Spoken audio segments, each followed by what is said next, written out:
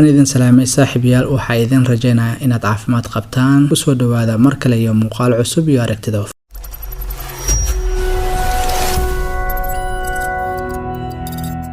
inta mowduucana waxa ay ku saabsan tahay bariga Afrika ma ka go'i doontaa qaaradda Afrika inteeda kale malaayiin sano ka hor dhulkan ama qaaradahani sida ma aysan ahayn dhulka inta engegan wuxuu ahaa hal qaarad oo kaliya oo isku dhagan kadib halkaas qaaradood waxa ay u kala qaybsameen laba qaaradood oo waaweyn mid lagu magacaabo Eurasia iyo mid lagu magacaabo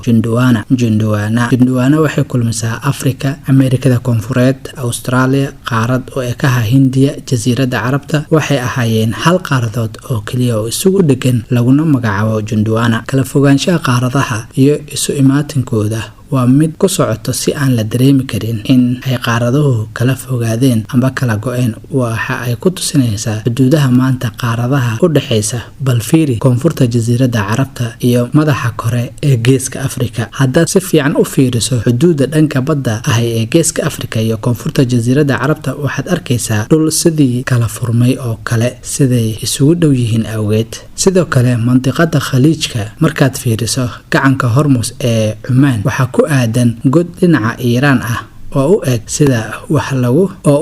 sida wax la isku xiri karo kale sidoo kale fiiri koonfurta Ameerika iyo qaaradda Afrika bariga Afrika ma ka go'i doontaa qaaradda Afrika inteeda kale su'aashaas jawaabteedu waa haa bariga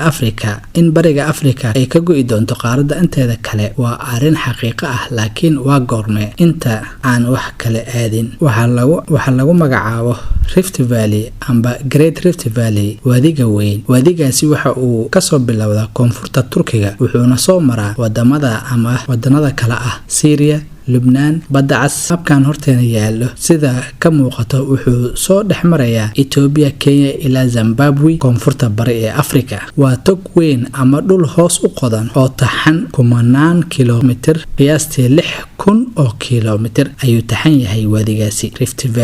Valley waxa lagu tilmaami karaa dhul jilicsan oo waqti kasta isu bedeli karo wadi hoos u qodan taasoo ka dhigi karta in Afrika laba u kala qaybsan amba bariga Afrika ay noqon doonto jasiirad ka go'an Afrika inteeda kale sida Madagascar oo kale hadalhaynta kala qaybinta ama kala qaybsimada qaaradda Afrika waxa sii